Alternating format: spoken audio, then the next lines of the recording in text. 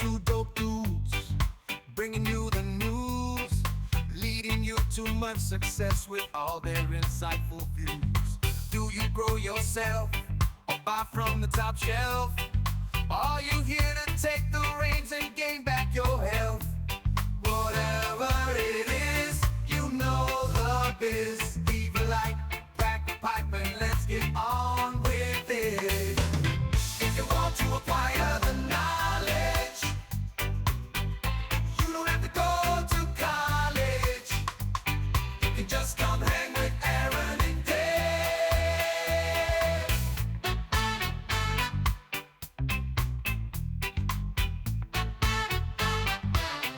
Hey, and welcome to the Elevated News Podcast with Two Dope Dudes. We are your source for Midwest cannabis news, culture, and more. I am Aaron.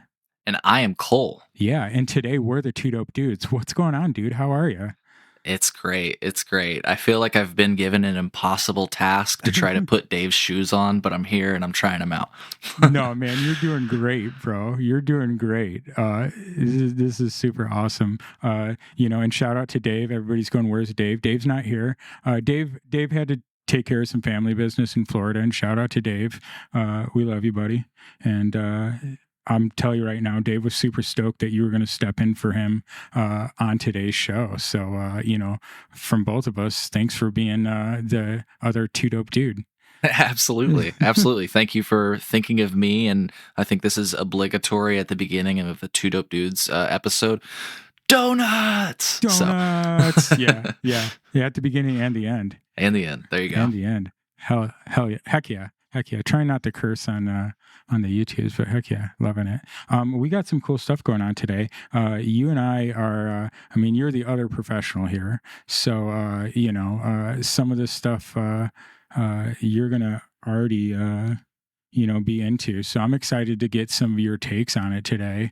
We got some more national-ish cannabis news across the board, and then some Illinois stuff. So that should be really fun.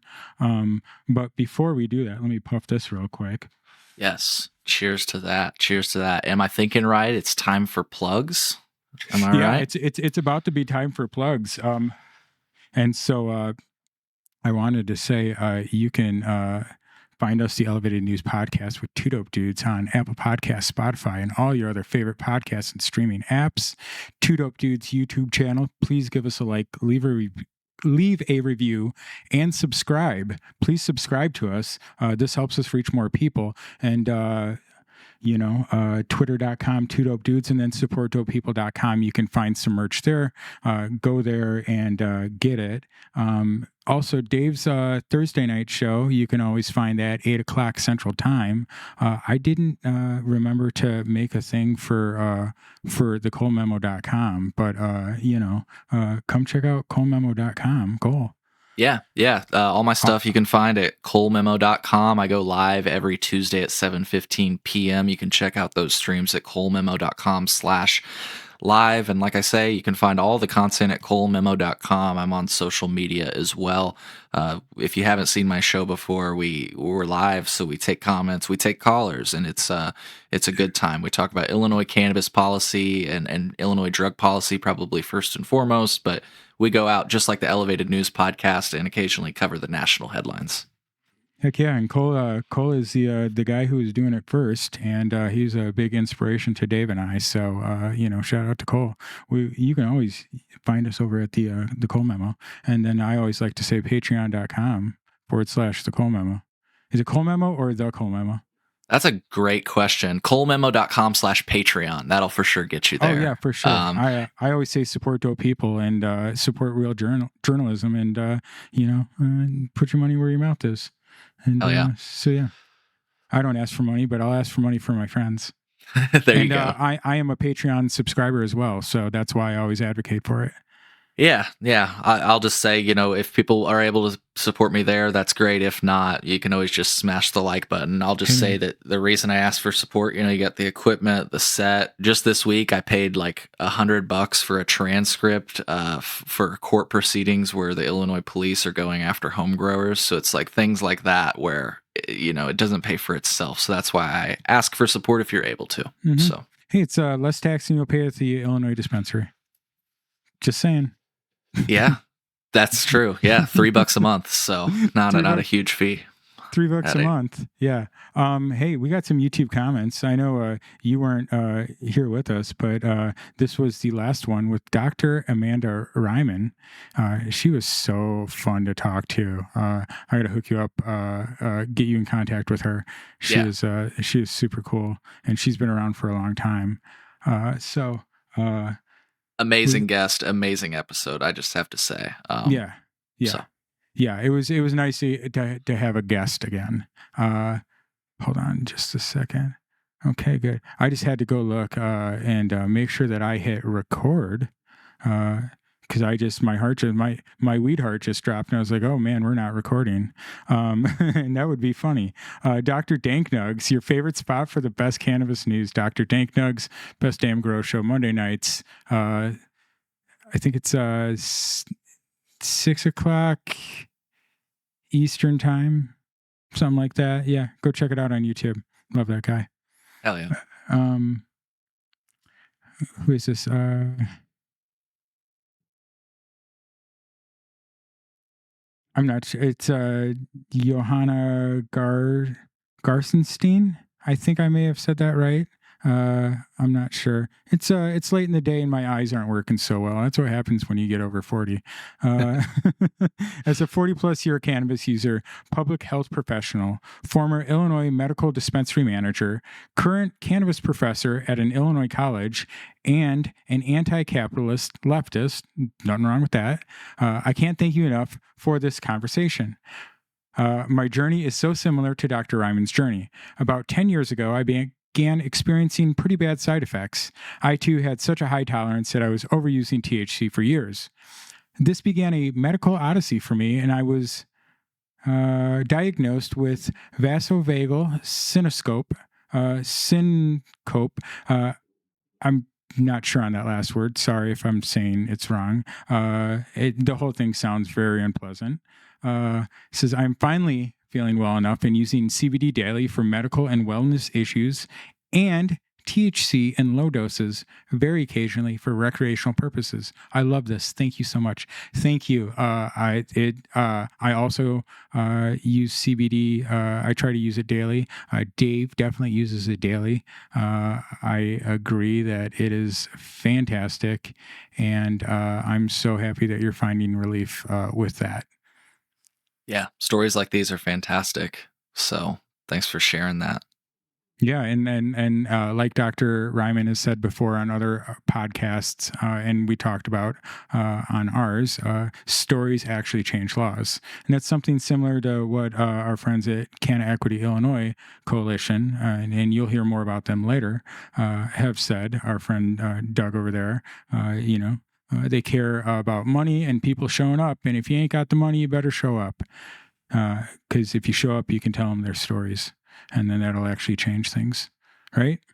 Yeah, and I just want to briefly share, like, folks, it's so important to drop your comments, not only for engagement, but to share your stories, because if you think about what these politicians always do, and I know, Aaron, we both probably have endless arguments about the effectiveness or ineffectiveness of politicians, but if you listen to all of their stump speeches, what are they telling? Other people's stories.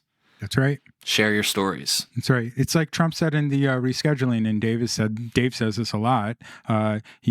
Trump is a teetotaler. He's a sober person. He doesn't believe in cannabis or CBD. But his friend, who he plays golf with, had cancer and used it and found a lot of relief, and now they can still play golf together. So that's a story that changed his mind about things. That changes his mind. That's what matters to him, not personal stuff. And that's why people like you and I get so passionate about this, I think, too. Yeah. Yep. Cannabis is a great thing. LD Pegram, who is my mother. What a great show and conversation. I will definitely dive into the personal plant site. Look forward to the next broadcast with you and Dr. Amanda. I think I said my mom was going to go. She had on mypersonalplants.com, there was a make section, and my mother is great at making things with her hands and all those things. So I knew it'd be right up her alley. John Voight, some great information in this episode. Thanks, brother. And then this guy, the Cole Memo. Who I is missed the that? live. Yeah, I missed the live premiere, but listening back at 2 times speed. So far, here are some of my thoughts. I love this guest. Great content as always. Keep up the great work, Aaron and Dave. Hashtag support dope people. Appreciate you, buddy. Yeah, and I'll just briefly extend my comment. Like, what I loved about her was how she led off on cannabis, and she really, I felt, covered it in such a non-biased way.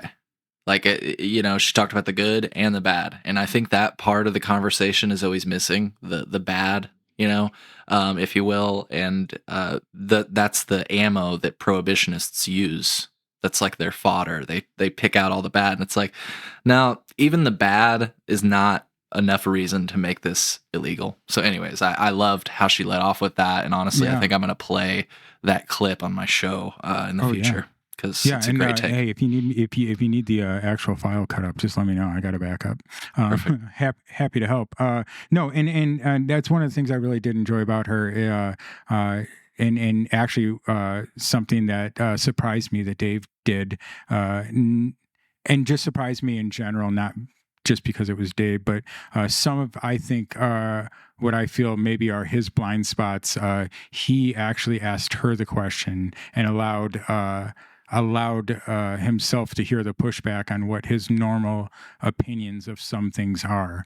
And, it just correlates to kind of what you were talking about, some of the bad things. Dave is a former dispensary manager. It's like he has a certain view, and right or wrong, I just think like there could be harms. It's not that cannabis causes harms, but there's certain things that could happen, and you just have to understand the risks. And that's what she was trying to say, or that's what she said way better than I just did. And so I really appreciated that from Dave as well.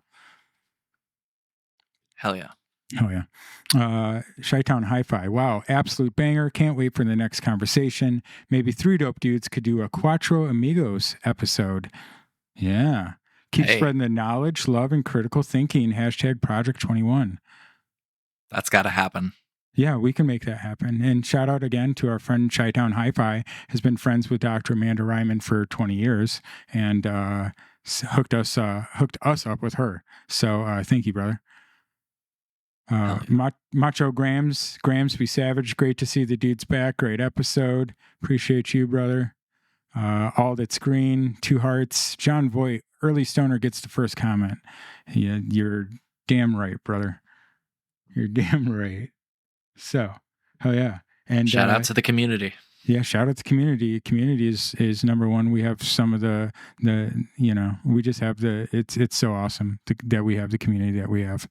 I absolutely love it. And we're going to be doing some community stuff in person soon. So just keep listening. Keep listening. What else did I want to do? Oh yeah, I wanted to talk about the seed locker real quick. Our friend Daily Homegrown from the community, in fact, started the seed locker, and I've been kind of helping him out with this. It started off as just a way to categorize your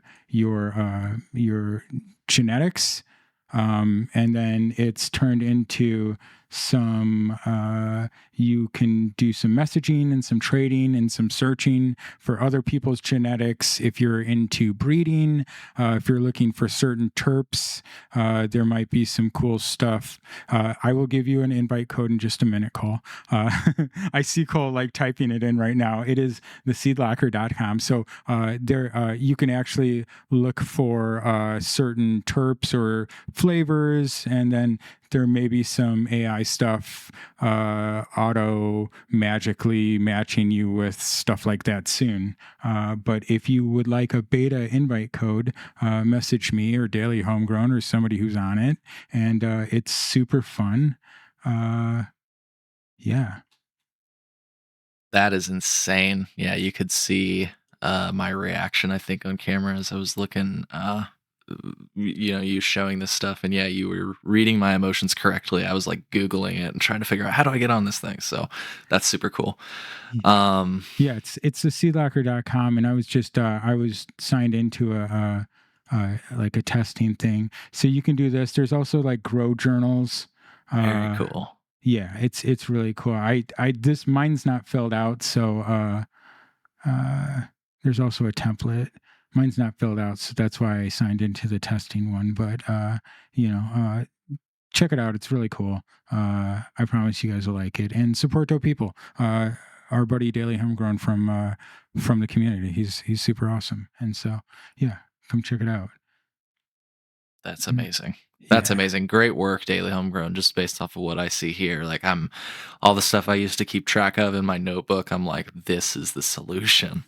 So yeah, it's really cool. And there's actually more features. I think I need to, next time I'll sign on to my account and you guys can see more of the features.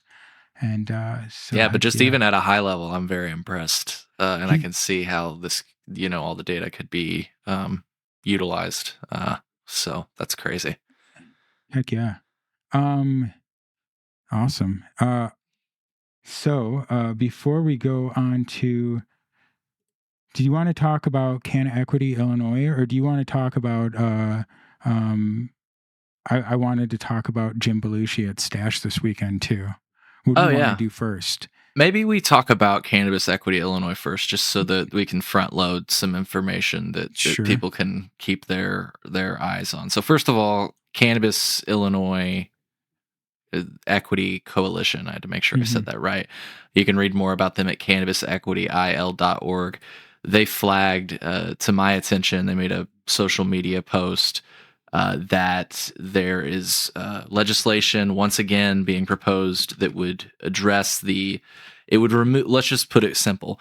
It would remove the odor proof requirement for cannabis containers. Because as it stands today, for people that haven't been paying attention, a police officer can pull you over and search your vehicle based solely on the smell of raw, otherwise known as unburnt cannabis. What's hilarious about that is, if you consider the fact that raw or unburnt cannabis, you would assume the person's not even consuming it because it's raw or unburnt, right?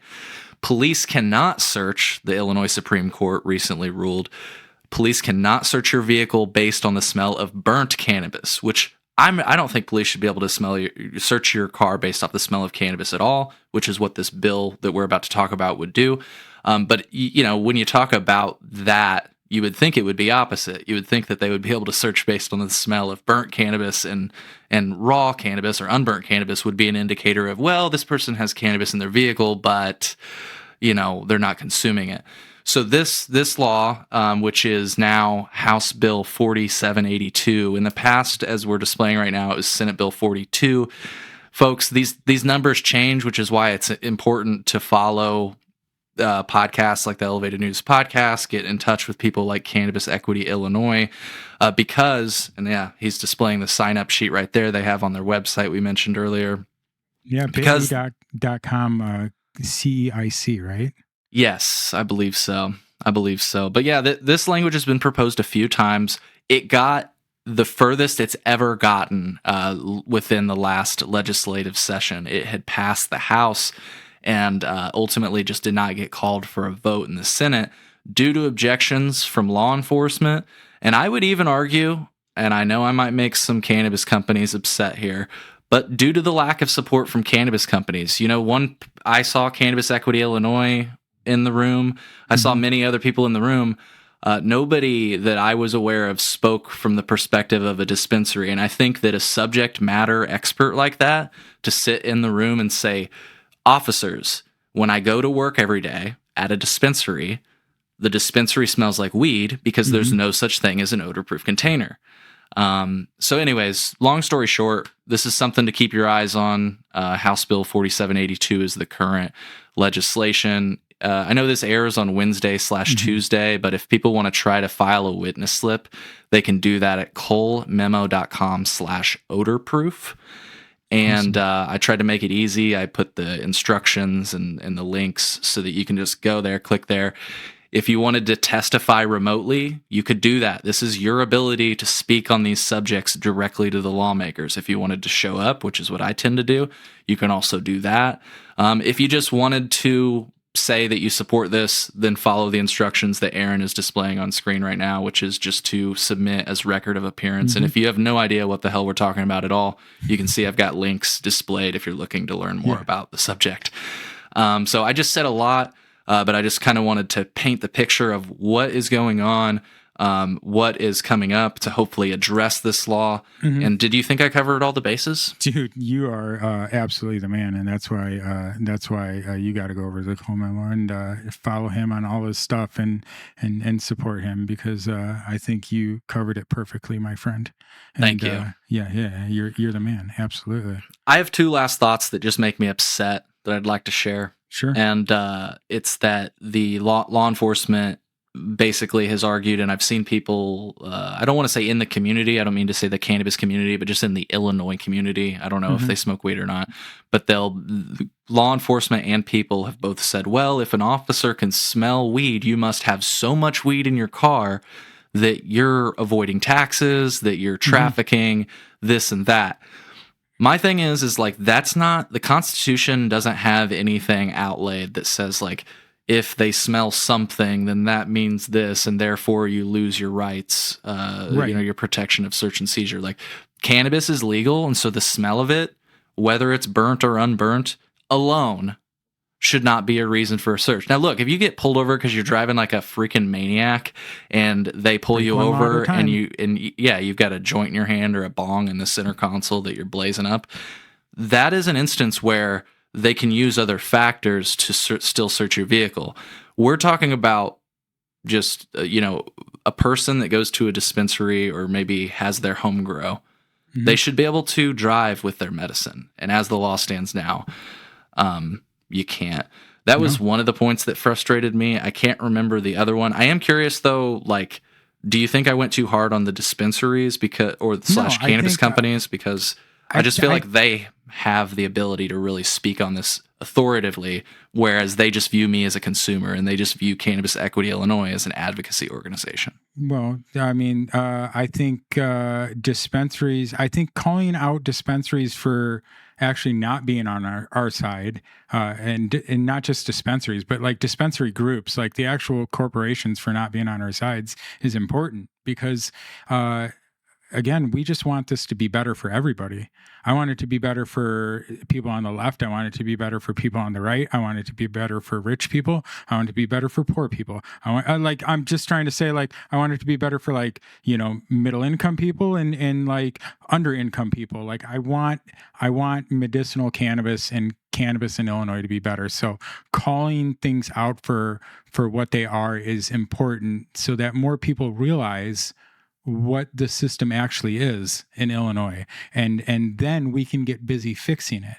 Because if we're like, oh, this is not for us, we need to put pressure on them to make this for us, and not for them, and not for the state, not for them to profit, but for us to feel better about ourselves, us to use as medicine, us, all those things that we're all passionate about for cannabis. Yeah. That's how I feel about it.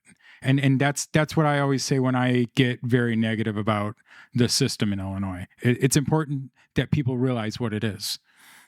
Yeah. And I'll give credit where credit is due. And I think this story is a perfect transition to our next story, but especially how we wrapped that topic up. But I do want to be clear. I do think I faintly recall seeing some industry names listed as proponents. What I'm criticizing people about is the fact that I don't get paid for this shit. I get paid a little bit over $100 because I have people kind enough to give me $3 a month. That's as much money as I get, and I'm spending more than I make. I'm able to go down to Springfield and speak on these things. That's right. And I went and even bought a cannabis product from a dispensary down the road to like demonstrate, like, hey, I just bought this. Here is my receipt. You can smell it, right? Yeah.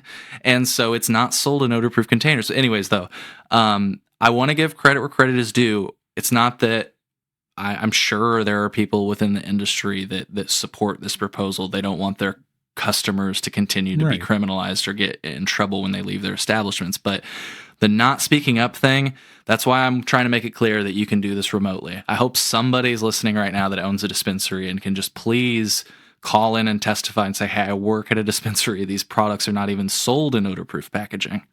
Right. I feel like that just eliminates the entire argument, setting aside the fact that, and I think this was my second point actually that I lost. They're talking about using canines. As far as I know, nothing is odor proof with canines. So, that's the frustrating layer, I think, of this. So. Again, we have nine Illinois state troopers in the pilot program for phlebotomy, correct? Right. Last year. Yeah. Right. So like, I on this podcast, we talk a lot about enforcement sometimes because that's what they're doing. It's enforcement. It's not really legal. You can't home grow it, as so many of our friends say. Like it's not really legal to home grow. They're still putting people in jail for cannabis in the United States and Illinois, and we're still writing laws.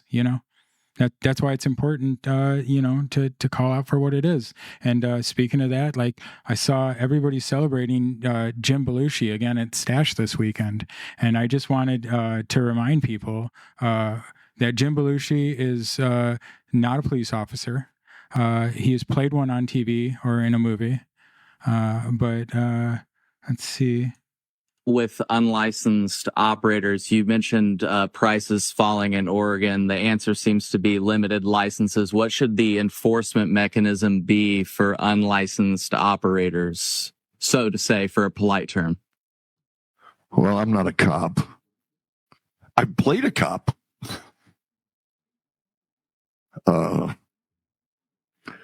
It's their job, man.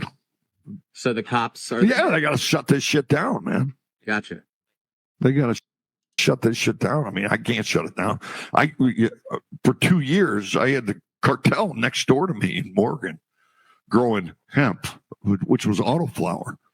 I mean, they were walking around. They showed it. They let me see. So yeah, this was at the Benzinga conference a couple years ago. A couple years ago.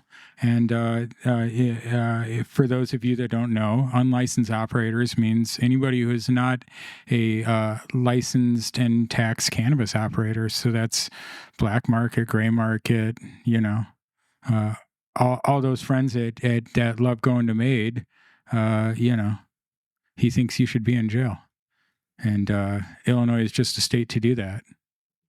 Yeah, and I mean, look, so for folks that didn't recognize, that was me talking to Jim Belushi, that clip we just saw, just in case like audio listeners are wondering what the hell that was, what was going on. And we talked about this clip and shown this clip on this show before, so it's not because Cole's on it. Yeah. I was going to show it on this one anyway because Jim Belushi, and I'm like, oh, I love this clip. I love calling this out. When you invited me on and I saw this on the agenda, I was actually kind of excited because somebody just asked me about this recently, and like, in a weird way, I feel bad about that interaction because I started an extremely nuanced conversation in a place where that was not the format. You know what I mean? But setting that aside, it was there's at a no Capital conference. It's the Benzinga business conference, and that's where things like that should be discussed because that's where the CEOs are discussing things, right? You're right. And so like how he feels is how he feels. It's not about him thinking people should be in jail. It's about he doesn't want competition, and the operators in our states have agreed with the state because the state has written the laws on purpose to do limited licensing so that there is no competition. Right. And look, it's not that I completely agree with all that. That's like so if the state says that as an operator, that should be your opinion. Like, I'm not mad at him for that being his opinion.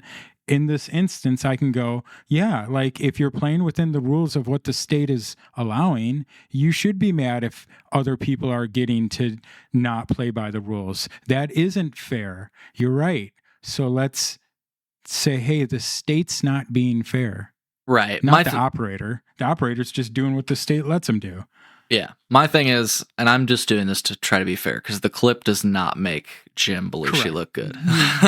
But fair. So I'm just trying to be fair here when I say that I want to give him credit where credit is due. It looks like he made a tweet, for what that's worth, on June 12th, 2022, when he said, which is around the time, maybe a year before I had that question with him. This is October 11th, 2024 is when it was. Oh, okay. So a couple of years after. Yeah. He had said, we need to free prisoners sitting in jail for nonviolent cannabis charges. It's time. Apparently, it's been reported by Ganjapreneur that he's called for the release of cannabis prisoners on late night shows like Seth Meyers, and he's on the Last Prisoners Project. Here's my problem with the whole thing. Again, this was But like he was me. also talking. He was mostly talking about hemp operators as well. You know, not just gray and black market. He's talking about hemp operators. He's talking about people who are following the USDA guidelines for the hemp pilot program in their state. Exactly. And so that's what I was going to work around to, is like, this is where I feel like I asked a question that was highly nuanced that he gave a very black and white answer to, because this was supposed to just be like a quick Q&A, you know? My thing is, I think we would agree if somebody was like, because the story he told, and we cut off the clip before he started saying, they showed me it. He said he described somebody brandishing a firearm, basically threatening him. And he could perhaps be traumatized from that experience, and I understand that. But here's the thing. That's what the crime was. Brandishing a firearm. Yep. Or, you know, the people, this isn't Jim Belushi, but other people will talk about grows like Jim Belushi was describing and say, well, they've got forced labor, human trafficking. They're spraying these pesticides that are known to be bad for human consumption and are not allowed in state regulated programs. Hey, guess what? Ding, ding, ding. Those are the crimes. The cannabis cultivation itself, though, that's where we have to agree that's not the crime. And I'm glad you brought this up, because it's like, I think if I actually sat him down, and I'd love to have him on the show one of these days. I don't see why we couldn't make that happen if he's just going to places like Emerald Island and Made Gallery. But I think if I sat him down, we would agree on those points. Yeah, probably. But too often, that's the stature these executives take. So I hate that clip looked the way that it looked. But at the end of the day, like, I don't know, you know, I showed this to somebody that's not really a weed smoker, and they're like, wait a minute, he said that at a weed conference? And they said that seems very tone deaf of him. And I was like, you don't even smoke weed, and you kind of get the point. It's like, you just need to be, I don't know if he realized what he was saying. I don't know. I'm just trying to give the benefit of the doubt, if you can't tell, Aaron, and I'm going to pass it over to you, and feel free to give it to me real. I don't mean to have put you on the spot with that. I just thought I like to. No, you didn't put me on the spot. I just and I didn't want it to make it look like I was putting it out there because I had you on the show, or to cause controversy or anything like that. I just like calling things out for what they are, especially when it's enforcement for a plant that we all love. So, you know. Yeah. But hey, do you have anything else, or let's get into the news? I appreciate the ability to not only bring that clip up again, because it is an important like attitude we have to address, but also I'm glad I could like revisit it and have that really nuanced conversation we did just have. So let's talk other news. Hell yeah. So hey, this guy is Travis. I forget his last name, but one of our listeners sent this to me, and this is the how do I do it this way? Yeah, there we go. This is the 2026 Minnesota Canna Market Update, and I thought this was cool. We are finally seeing some non-tribal players come onto the market. Here is Onbound. They're a product of Highway 35. One of the two licensed 30,000 square foot cultivators that are fully operation. We have Highway 35 and Trawa. They're both putting out products right now, which is awesome. The price on pounds in Minnesota at February 20th in the metric system is still $3,200 to $4,000 a pound. We're seeing some pretty good stuff coming out, 17 to 25% on the THC levels. Another interesting thing that's going to be happening to our market this month and going into March, we're getting a major. So you should go here. It's Travis Cullen, Travis Activist Official. He also has the He drives around in the van. I found him on my other account, and then I believe he has some hemp drinks that you can buy that go to help prisoners. And then they just open up a dispensary in Minnesota. So what's coming on is in Minnesota, they're starting to really come online here as far as getting product on the shelves. They got some vape manufacturers starting to come online. So you're able to actually get product in stores. What's going on up there is that there's a testing problem, and there's also a problem of not having product to put on shelves.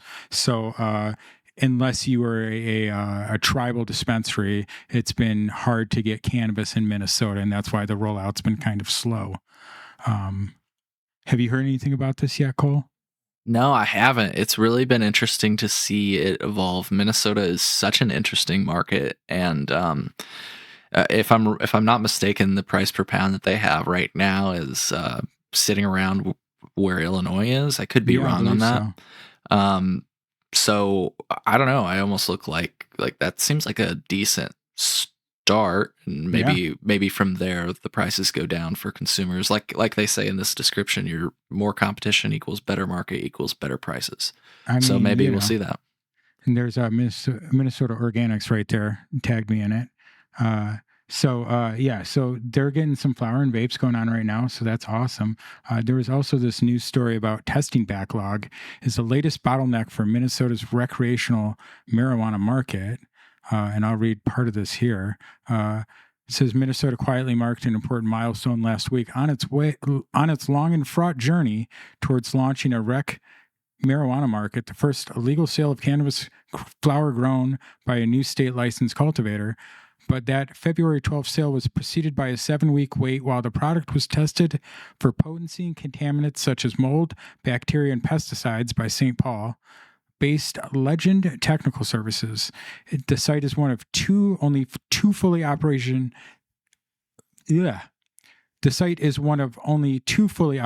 state-licensed testing facilities. 2.5 years after Minnesota legalized rec cannabis, dozens of new marijuana businesses are opening. 2.5 years, Cole. 2.5 years it took them to get dispensaries online. And there's two fully operational labs in those 2 years. Operational labs. Wow. That's nuts. Yeah, so this is a long read, but it is about how there's only a couple labs and how testing may or may not actually improve the the cannabis that you get. So who knows? But shout out to our friends up in Minnesota. I might have said Canada before. Minnesota. They also have the first state-run dispensary. And I think we've talked about that a little bit before, but since they've opened, we haven't. But we'll do more about that in the future. Yeah. I also have. I better turn this. Let me turn on dark mode so it doesn't kill me. There we go. 11,000 plants found in multi-million-dollar Metro Detroit marijuana bust. A large-scale marijuana operation was uncovered in Metro Detroit following a narcotics investigation by Michigan State Police. February 18th, the members of the Michigan State Police Marijuana and Tobacco Investigation Section executed search warrants at 3 locations in the Metro Detroit area. One of the locations was a former industrial building. Investigators found multiple grow rooms, irrigation systems, cameras, and a clone room where all actively growing plants were derived. Police are describing it as a multi-million-dollar elaborate operation, probably in nutrients. In total, more than 11,000 marijuana plants in various stages of growth were seized, along with 41 pounds of dried marijuana flower, 8 firearms, Rolex watches, high-value jewelry, and $146,000 in cash. The investigation remains ongoing and will be submitted to the Attorney General for a review once completed. I know Dave would say most of the dispensaries in Illinois have more than 41 pounds of marijuana sitting in their vault. Yeah. I'd be interested to see like what the charges are against them. From what I understand, like, Michigan, like they're what are they? I think I was reading. Yeah, so this was in 2023. I don't know what this means really, but Ganjapreneur reported that Michigan appeals court ruled that illegal cannabis grows are misdemeanor crimes regardless of size. And so I'm wondering, okay, maybe the can then see this is where Michigan's law, in my opinion, is a bit better than Illinois law, more progressive, you might say. But more equitable, more compassionate, actually 100%. addressing the harms of the war on drugs. But anyways, I wonder if the real crimes come from the Rolex watches, perhaps the firearms if they shouldn't have been in their possession, the high value jewelry, if I could say that. Again, I don't know. This was from 2023 that I just referenced on the Michigan all cannabis grows are misdemeanors. So I don't know if that's still the law of the land or how things go, but it'd be interesting to, I wonder, how this is going. I always say things change when states are not getting as much money as they're used to getting, because if the state can't actually produce anything, there's only one way to get money to run its operations, and if its operations is so huge, they just take more money from taxes. So if they're not getting as much money as taxes, you just saw the Michigan, the 25% wholesale tax that they're using, everybody's looking for more money. Yep. It's rough right now. Let's do this one. And we've talked about this one a little bit. And so just some new stuff came out again. Illinois released sales figures for 2 months on Friday. This was February 1st. The last time it released data in November, the state provided a major revision of historical sales after a big delay. And it updated through October. The previous report had been adult use cannabis in May. The document in November explained that the switch to metric had been the cause of the lack of data. The sales tracking feature in metric helped retailers more accurately and reliably report actual sales, including all discounts and promotions at checkout. A thorough review of past data includes prior months collected by some pre-discount prices. Here's the data updated through the end of 25. And that's really all I wanted from this older article, is that was I wanted their actual explanation, because on MJBizDaily, Illinois cannabis retailers sold a record amount of product in 2025, but made less money. And this is the latest stuff that's come out. I think there was one in the Chicago Tribune as well. Correct? Or maybe it was the Chicago Sun-Times that talked about the same thing. It says here, Illinois adult use cannabis retailers moved a record amount of product in 2025, but tumbling prices meant a $200 million year-over-year drop in sales revenue. Rec cannabis shops sold 52.1 million units last year, up from 49 million in 2024, according to IDFPR. However, retailers recorded only $1.5 billion in revenue, down from a record-breaking $1.7 billion in 2024, and amid price compression that's affecting markets across the country. Yeah. So it's like medical cannabis is still down, our rec market is still down. How much longer can we say this is price compression, Cole? When can we start addressing that the system that they have designed for this is bad? Or how about the fact that the reason prices are compressing is because the only reason they were inflated was because of prohibition. Right. These people are trying to basically solidify or preserve prohibition era pricing. Like, oh yeah, an eighth is $60. Get the fuck out of here. It should be like $5. I'm not saying, I will always say this, I'm not saying that one of the growers tuning in right now wouldn't be able to charge $60 for their eighths. I have smoked eighths, yes, that are worth it. I bought $160 eighths within the last 3 years. So, yes, there's always going to be that market, just like there's a market for Johnny Walker Red. I always use that as an example, and maybe people that are more connoisseur than me are laughing, but I just used it as an example of like what I know to be an expensive alcoholic beverage.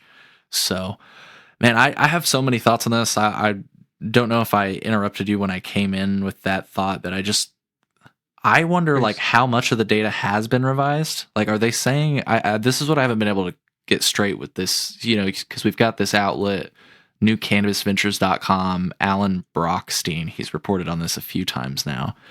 But like, I don't know if it's just my reading comprehension problems. It's unclear to me. Like, did we just update 2025 and we're acknowledging that I guess all of that old data is probably wrong too, but we're just like, fuck it? Like, that's what's unclear to me. But the state has come out and said, and my first question on that was, does this mean the state has not been collecting the correct amount of taxes? Sure. But they've said that all of that is correct. It's just in the way they're categorizing it now, correct? But, yeah, that's what's unclear to me. What you're saying, you're absolutely correct. It doesn't make sense. So like, because you think about the first year of legalization. This is why I'm bringing this up.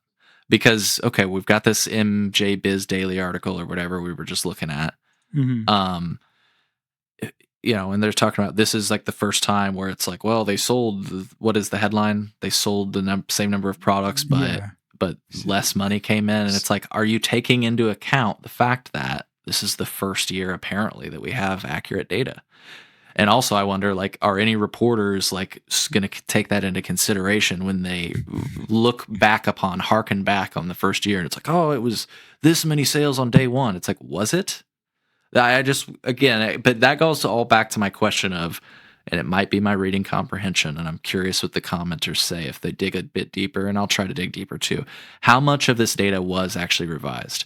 I get the impression it's just 2025, like around the time we did this metric conversion, but it's unclear to me. Anyways. So because why would they go back? Why would they go back to 2024 or 2023 or 2022? I mean, like, they would have to figure out whatever formula that is, because I believe the problem is that the state chose BioTrack instead of metric in the beginning, correct? Because metric sucked. And that's why everybody hates metric. And now metric is de facto it for all dispensaries in every state, right? Yeah. And then BioTrack does all the commercial stuff and the where they grow everything. Well, and the thought you led with is another question that I had. Perhaps I'm asking too much of the state. Perhaps here I am giving more room. I know you're laughing at me, but perhaps I'm looking at this from like an IT perspective. Like, if they did not have a system that was quote unquote accurately tracking this data until 2025, for me to ask them to go back and like, tell me the real numbers then. Who's responding to that ticket call?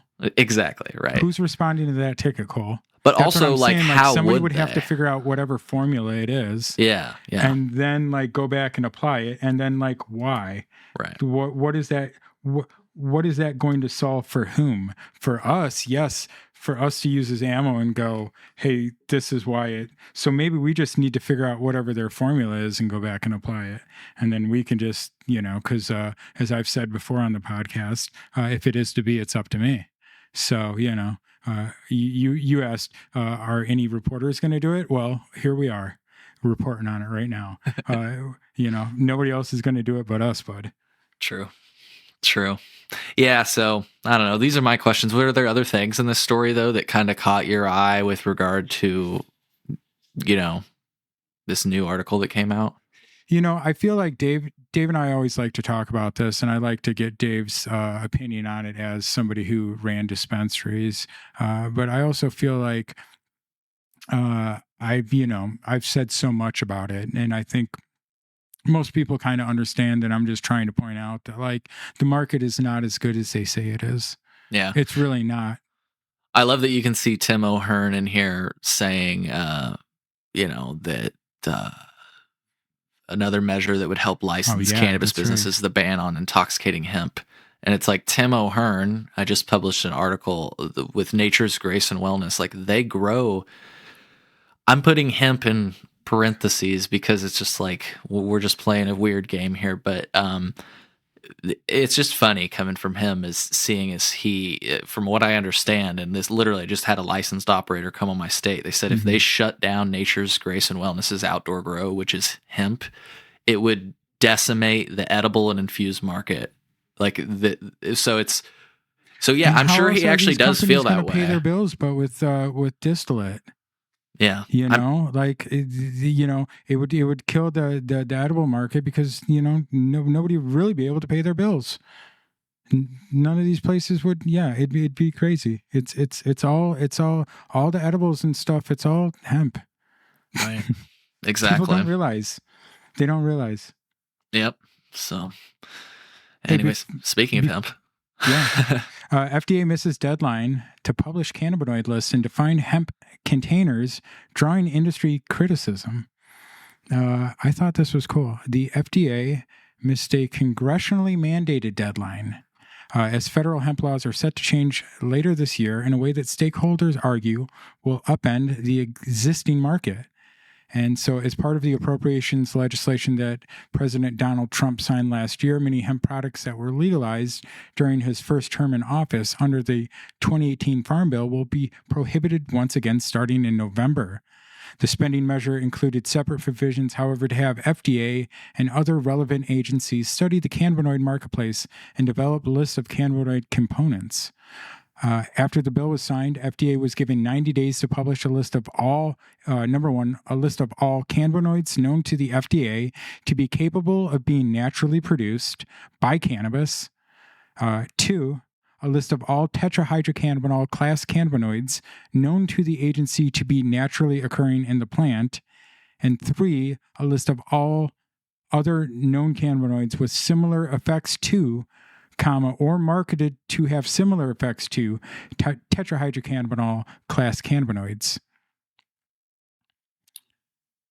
So it was also tasked with providing additional information and specificity about the term container with respect to hemp product THC serving sizes.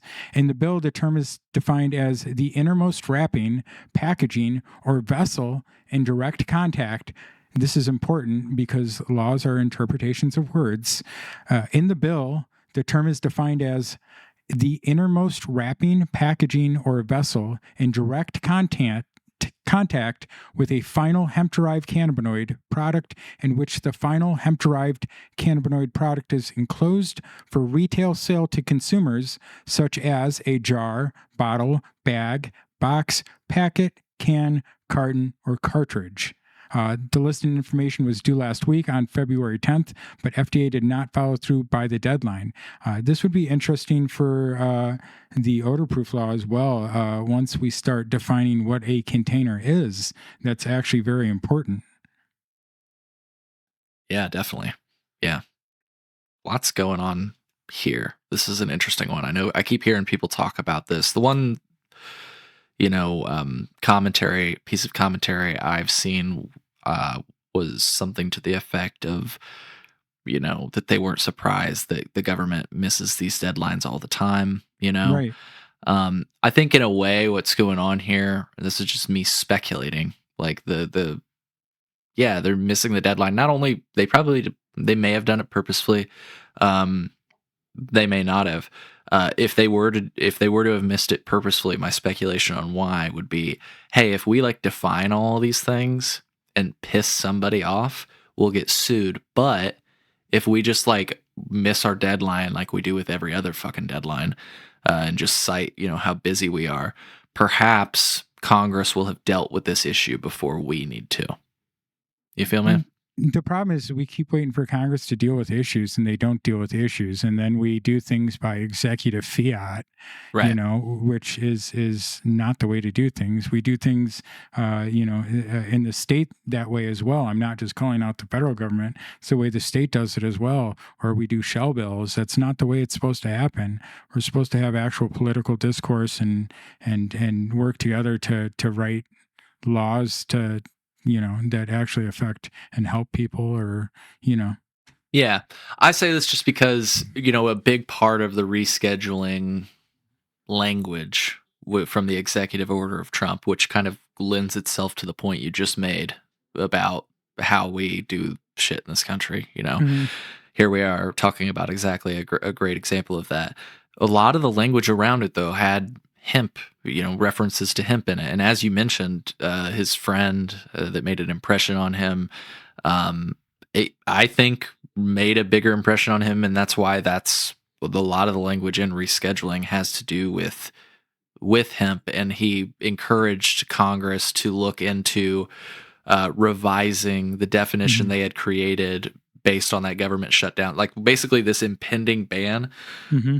President Trump has encouraged Congress, and as you said, we'll see if it happens, but President Trump has encouraged Congress to reconsider that language. I think I'm just trying to make the point that I've seen this play out a few times before where hemp's on the ropes and everybody's like, yo, it's dead.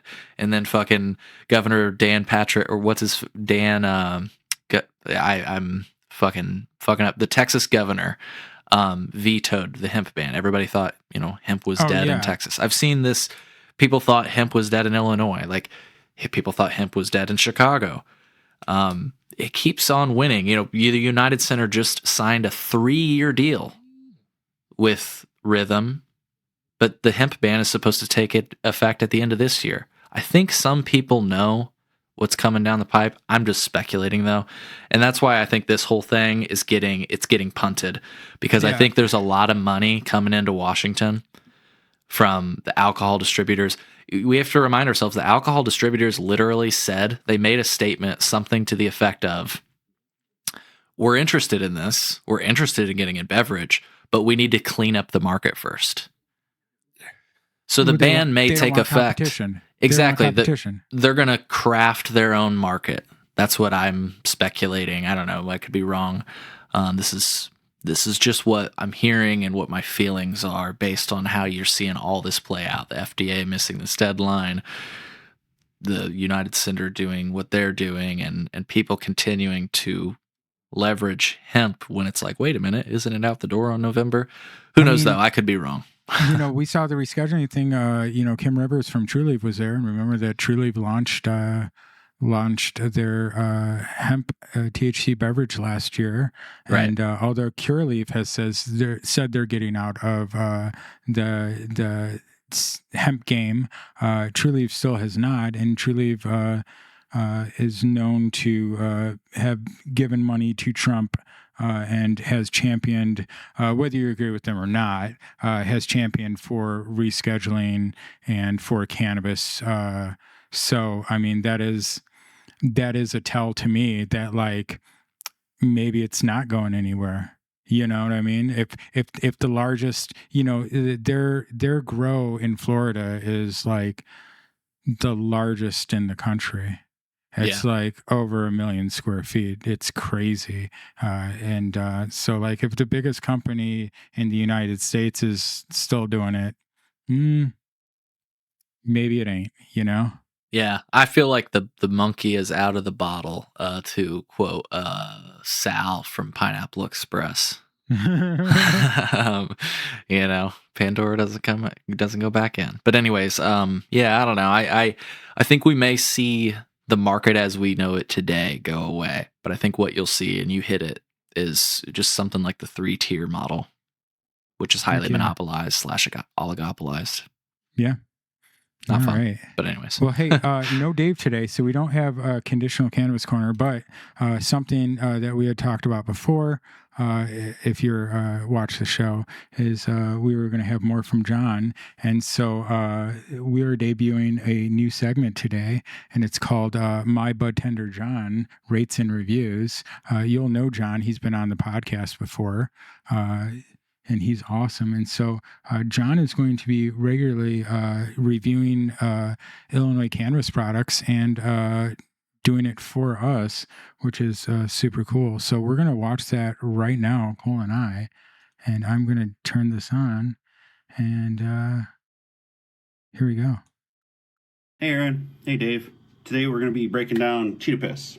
It's by Interstate 420. It is a sativa-leaning hybrid. It's built on kind of a serious reputation. Everybody knows Cheetah Piss or Cat Piss, the Cat Piss strains. Open it up. It smells amazing. It's one of those smells that just kind of fills the room. It got that nice skunky, diesely. It's got a little bit of citrus to it. Great smell. It's one of those that back in the day, it was loud. As far as bag appeal goes, it was kind of little tiny buds. They're pretty. Interstate 420 is pretty good at that. They'll give you like the 12 bud eighth. This one wasn't so bad. It was had a couple of chunkers in there, I guess, as far as they consider them. Kind of a weird looking bud structure. Sort of looked foxtail-y to me in a way, but I don't think they were. Smoking it, flavor was amazing. Had that nice kind of citrusy up front, little chemi in the back. Definitely some ammonia behind it all. It was honestly really good. Definitely the flavor you'd expect out of a cheetah piss. Effects were really good. Had me outside mopping up the lawn, so can't complain there. As far as overall, I would give it about, I would say an 8. I actually really like this strain. Had me in a good place. As far as medicinal effects, I would say mood enhancer. I wouldn't smoke it if you have a lot of anxiety. I do have that, so it did get me kind of my chest bumping a little bit. But sometimes it's kind of fun. Had me keeping up with the kids that time, so can't complain too much. Overall, I actually really like this strain. I would definitely recommend it. It is pretty much, I do recommend it to some of the people that come into work. Next week, we're going to be doing some Redemption Botanicals. It's one of my favorite cultivation centers right now. They put out some great flower. I think I'm going to just grab an eighth of their black maple or their super boof. I might grab both and see which one I want to do. So pick them up, see if you want to review one with me, and see what you guys think. Till the next time.